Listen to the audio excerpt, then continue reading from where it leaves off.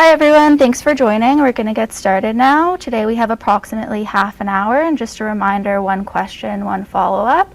And with that, I'll turn things over to Minister Elliott to get started. Good morning.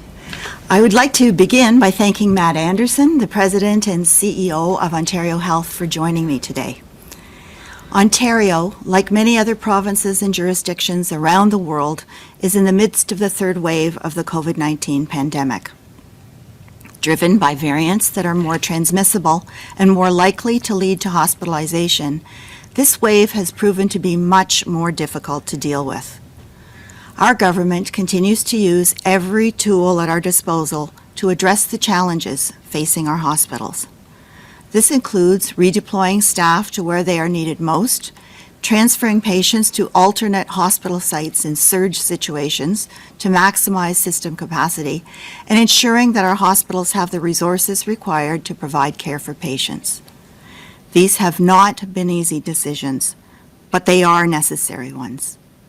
Today, we are taking further action by temporarily amending an emergency order to ensure hospital beds are available for COVID-19 patients in need of urgent care, while ensuring every patient is able to receive quality care in the most appropriate setting.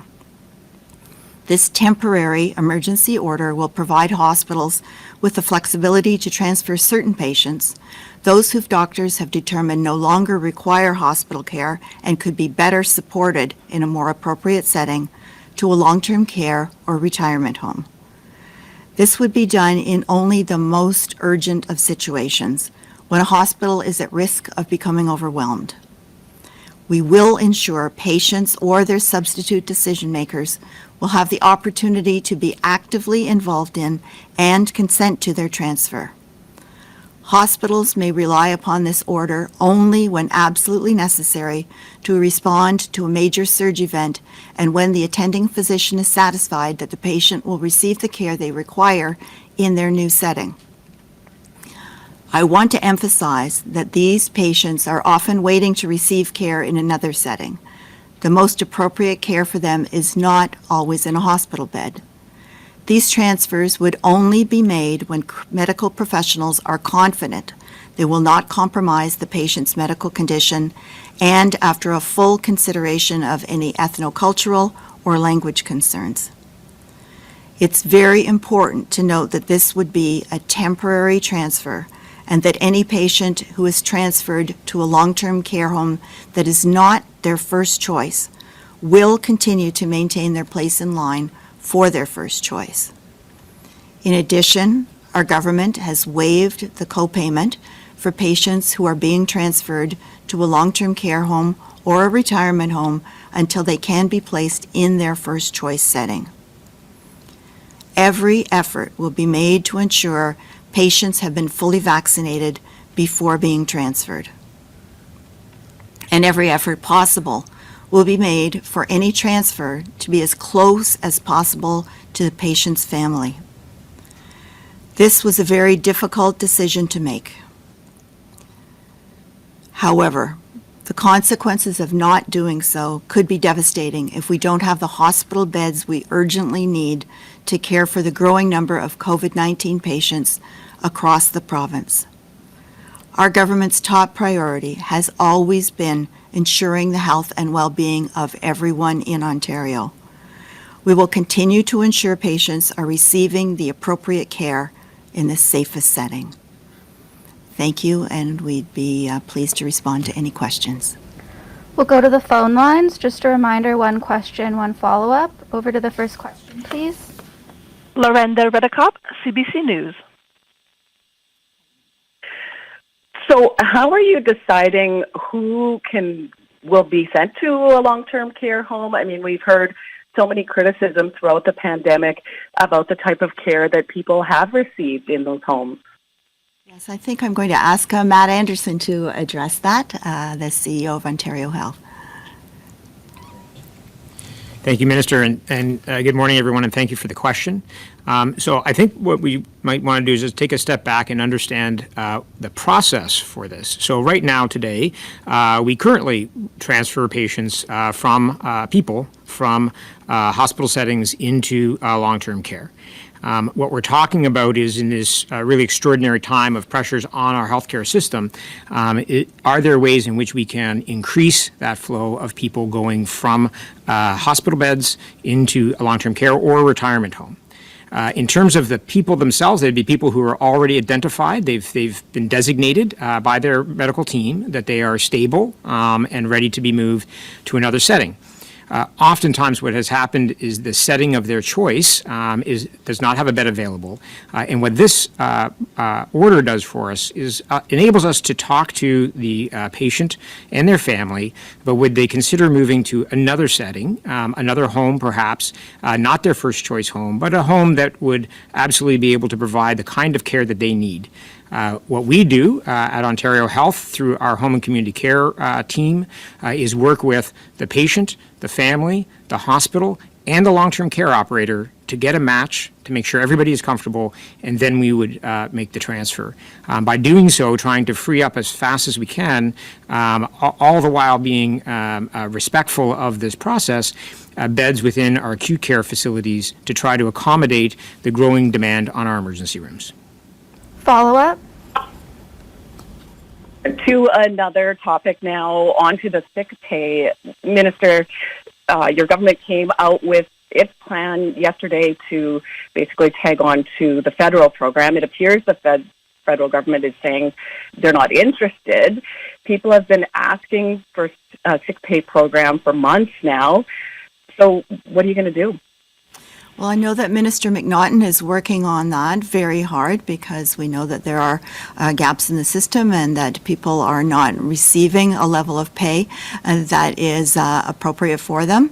And so I know Minister McNaughton is continuing his conversations with the federal government because we all want people in Ontario, in this case, to be able to take sick leave if they need it and not come to work if they have some symptoms, that we want them to be able to receive the care that they need to be tested, and if they need to be vaccinated, that they need to be able to take that time to be able to do that. So I know that Minister McNaughton is working very hard on that right now. Next question. Colin DeMello, CTV News.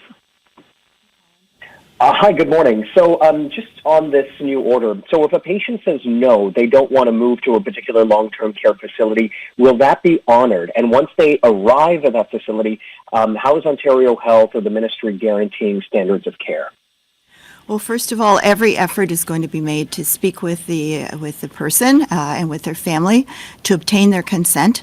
There may be some situations, but they will be extremely rare, where a transfer might need to be made without the patient's consent. But what is really important is that the person would not lose their first place in line for their first choice. They wouldn't be required to make the copayment, and it would deemed to be medically appropriate for them to be transferred to a home that will be able to manage their concerns. So we need to consider every aspect of the person's life. It wouldn't be appropriate, for example, to send someone who only speaks Cantonese to go to a purely English-speaking place. We need to have the right match, and that's why every effort is going to be made to speak with the person and with their family to find the right match and to first of all obtain their consent. Obviously, that needs to be done respectfully. And it's not just a one conversation issue. This is something that may take some time, and that will certainly be honored. Follow-up? Thank you. And I'm wondering if Mr. Anderson or Ms. Elliott, could you give us an update on the Canadian Armed Forces? Do we know which hospitals they're going to be deployed to, and specifically when? Well, we do know that we are going to be receiving some assistance through the armed forces. That I know that the team that has come from Newfoundland is at UHN, but I would have to provide you with details later once it's been determined the exact number of people that are coming from the armed forces and when they will be arriving. That has yet to be determined. Next question. Jeff Gray, Globe and Mail.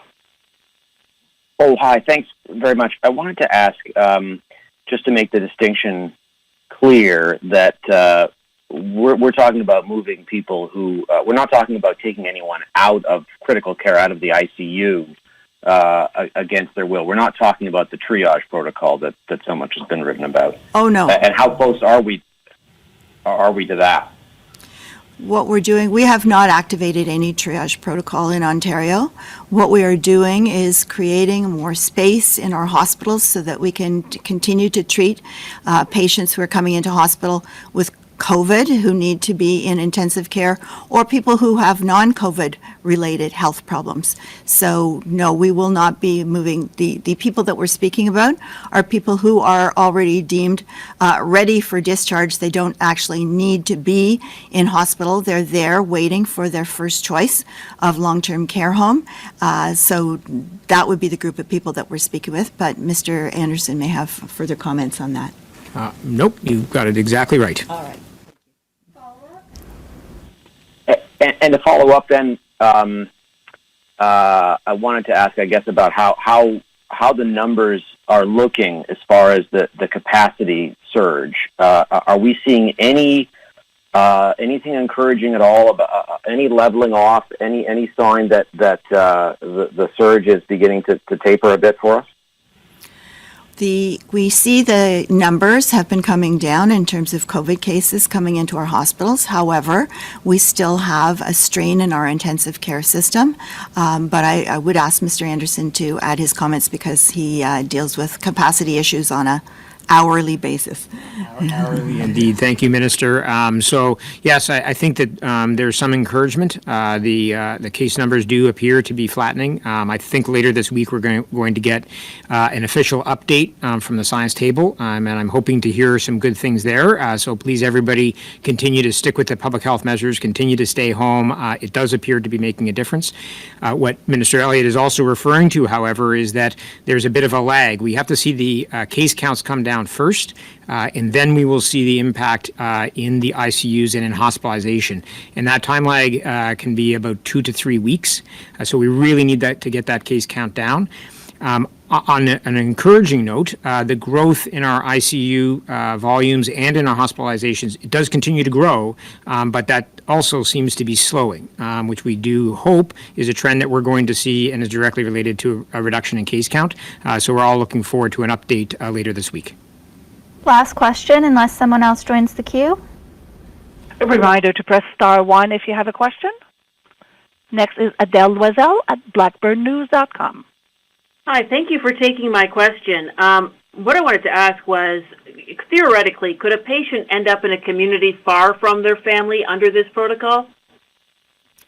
Theoretically, but practically speaking, we are making every effort. If we did need to use this emergency order, to make sure that anyone that would be moved would be close to their family or to their first choice of long-term care home. We know that this would be a very difficult thing for people and families to deal with, and so we would make every effort possible to ensure that people would not be moved far away from their families. If I may just add one additional comment, this order is not going to be applied across every hospital. This is specifically in the case where we have a hospital and a community in what's defined as major surge. To the minister's point, we're going to be very, very cautious about using a tool like this. And really, our purpose is to work with the families to try to open up some more capacity. And generally speaking, when families, they respond extremely well when we talk to them about where we need to go. So this is just a measure good to have on the books, but probably not something that we would need to use. And if we did, it would be very, very focused in those areas and those communities that are experiencing major surge. Follow up, and this is the last question. Yes, I guess you mentioned, Mr. Anderson, that we're seeing a flattening of the numbers, that the growth in hospital and ICU rates is slowing. So why do this now? It's important that we consider every eventuality, and these numbers, while we're very optimistic, we do not have an updated forecast. In the forecast that we received 2 weeks ago, we would still see a considerable amount of growth in our hospitals. If this tool is never needed, then that's great for everybody. The minister has provided tremendous leadership by putting this on the books and making it available. Minister Elliott has spoken to me several times. She doesn't want this used. We don't want it used. But at the same time, if the forecasts stay, we are in a lot of pressure in our hospital system. It's important to have it. Hopefully, it'll never be used. Thank you, everyone.